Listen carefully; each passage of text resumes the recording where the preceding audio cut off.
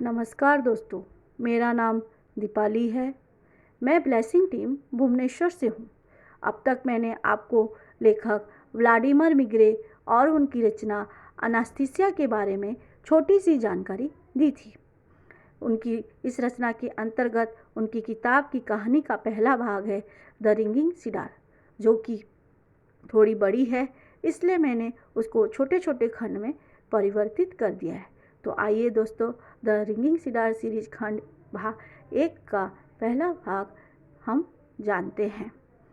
1994 के एक वसंत ऋतु में द मर्चेंट ऑफ कॉन्वे के अंतर्गत लेखक साइबेरिया की ओर अपनी एक व्यावसायिक योजना को अंजाम देते हैं। इसके लिए उन्होंने 3 नावों को किराए पर लिया था, जिसका नाम था द पैट्रिस ल्यूमुम्बा, मारिया उल्नेवो और मिखेल खालिन, जिसमें से पैट्रिस ल्यूमुम्बा सबसे बड़ी नाव थी और बाकी नावों का वो नेतृत्व कर रही थी।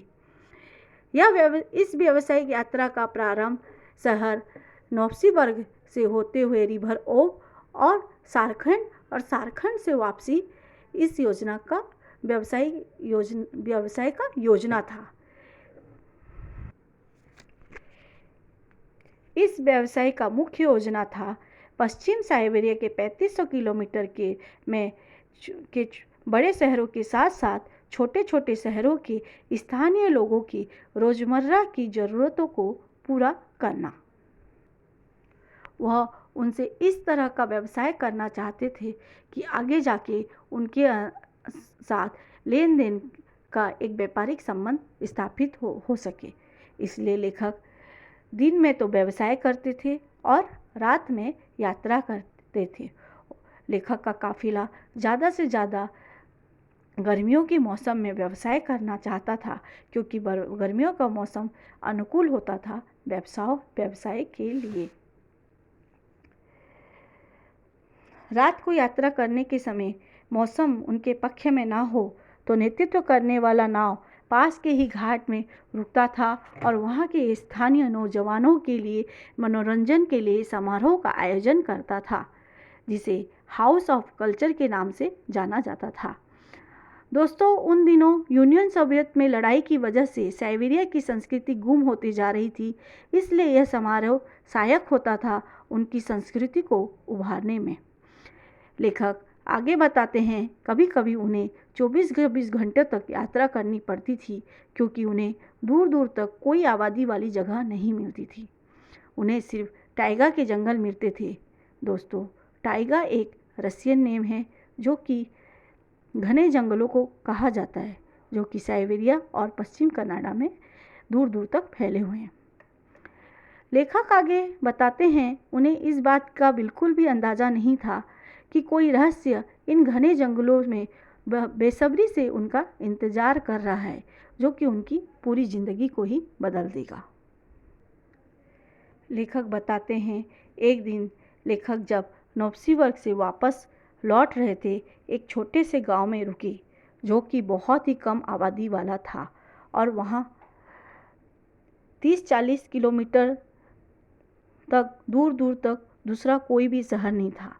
लेखक ने वहाँ 3-4 घंटा विराम लिया ताकि वहाँ के स्थानीय लोगों से कुछ खरीदे और बदले में वहाँ से बहुत ही सस्ते में मछली और जंगली पेड़, जो कि टाइगा में होते हैं, लेना चाहते थे। उनकी इस विराम के दौरान लेखक को 2 बुजुर्ग व्यक्ति मिले, जो थोड़ा बुजुर्ग था और एक बहुत ज़्यादा ही बुजुर्ग हुआ, जैसा कि लेखक ने उस समय अनुभव किया। जो बहुत ज़्यादा ही बुजुर्ग व्यक्ति था, लेखक उसके लिए बताते हैं कि उसकी बहुत बड़ी हुई लंबी दाढ़ी थी, मूंछ बड़े बड़े थे और उसके बाल मटमैले रंग के थे, पूरे समय चुप रहता था। उस बड़े बुजुर्ग ने अपने से थोड़े जवान व्यक्ति को लेखक के पास भेजा और उस व्यक्ति ने लेखक से अनुरोध किया कि वह अपने काफिले में से 50 आदमी लेखक को दे, जो कि वहाँ से 25 किलोमीटर अंदर टाइगा में जाकर एक पेड़ को काटें जिसे वह रिंगिंग सिडार के नाम से संबोधित कर रहा था। सिडार जो कि 45 फीट में था, उसे वह छोटे छोटे खंड में काट कर लेने के लिए लाना चाहता था, जिससे कि वो आसानी से नाव तक ला सके। दोस्तों, मैंने आगे आपको बताया था कि सिडार मतलब देवदार के पेड़ होते हैं। फिर दूसरे बूढ़े व्यक्ति ने लेखक से कहा कि वह उसे छोटे छोटे टुकड़े में काट कर उसका पेंडेंट बनाकर अपने मित्र और संबंधी को उपहार के रूप में देना चाहता है। इस सिडार के पीस की विशेषता को बताते हुए वह कहता है कि इसका पेंडेंट बनाकर या अंगूठी के तौर पर पहन लेने से वह व्यक्ति बहुत सारी मुसीबतों से दूर हो जाता है। उस बूढ़े व्यक्ति ने लेखक से कहा कि इसे अंगूठी पर पहनकर एक मैदान में नंगे पांव चलते हुए बाएं हाथ से छाती की तरफ प्रेस करेंगे तो थोड़े ही समय में हमारे पूरे शरीर में एक सनसनी सी फैल जाएगी।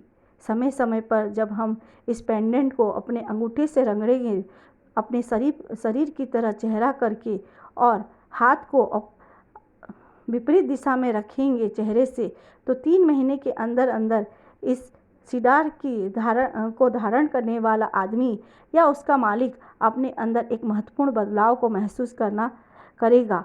वह कोई भी बीमारी से संबंधित हो, वो बीमारी दूर हो जाएगी। आगे उन बुजुर्ग ने कहा, यह सिडार बहुत सारी बीमारियों को दूर करने की विशेषता रखता है। तब लेखक ने पूछा कि क्या यह एड्स नामक बीमारियों को भी दूर कर सकता है? तो उन बुजुर्ग ने कहा कि यह किसी भी तरह की बीमारी को दूर कर सकता है। एड्स तो बहुत ही छोटी बात है। जिसके पास यह पेंडेंट है वह आदमी बहुत ज़्यादा दयालु, ज़्यादा प्रतिभावान और जीवन में बहुत उन्नति करने वाला बन जाता है। लेखक सिडार की इस चमत्कारी गुणों से अवगत नहीं थे और इस तरह की बातें उनको झूठ लग रही थी। इसलिए उनको लगा कि वो बूढ़ा व्यक्ति उनसे पैसा ऐंठना चाहता है ताकि वह उन्हें सिडार का पीस बेच सके। तब लेखक ने उन बुजुर्ग से कहा कि कोई भी औरत इस तरह की लकड़ी के टुकड़े को नहीं पहनना चाहेगी, क्योंकि औरतों को ज़्यादा से ज़्यादा सोने और चांदी के गहने लुभाती है और इसलिए कोई भी औरत इसके लिए एक भी पैसा नहीं देगी। तब उनकी बात सुनकर बुजुर्ग ने कहा, वह नहीं जानती कि वो क्या पहन रही है।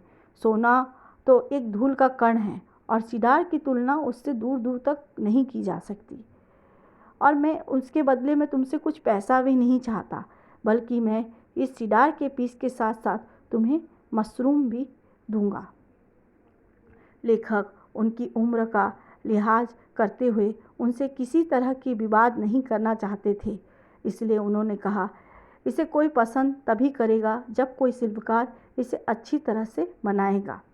तब उन बुजुर्ग ने कहा, यह सही है, बस जब तुम इसको एक अंगूठों से रगड़ोगे तो यह ज़्यादा से ज़्यादा खूबसूरत लगेगा और जब तुम इसे दिल से सुंदर मानोगे तो यह और भी सुंदर हो जाएगा। तब उन दोनों बुजुर्ग में से जो थोड़ा कम उम्र के बुजुर्ग थे उन्होंने अपना जैकेट उतारा। तब लेखक ने देखा उनके गले में एक फूला आयताकार बहुरंगी कलर का पेंडेंट है, जैसे कि बैगनी, रसबेरी, हल्के भूरे रंग और आदि आदि, जो एक झील की तरह उनके गले में नदी की धारा की तरह से दिख रहा है। लेखक उसकी सुंदरता देखकर आश्चर्यचकित रह जाते हैं। लेखक बहुत सारे कला के प्रदर्शनी में गए थे, लेकिन आज तक उन्होंने ऐसी कोई सुंदर चीज़ नहीं देखी थी। लेखक कहते हैं, यहाँ तक कि उन दिनों की प्रसिद्ध कलाकृत गैलरियों में से जो फेमस गैलरी है, ट्रैक्टिया कृत गैलरी, वहाँ की भी कोई चीज़ उसके सामने फीकी है जो उस समय उन बुजुर्ग व्यक्ति ने अपने गले में धारण किया हुआ था। तो आज के लिए बस इतना ही दोस्तों, नमस्कार।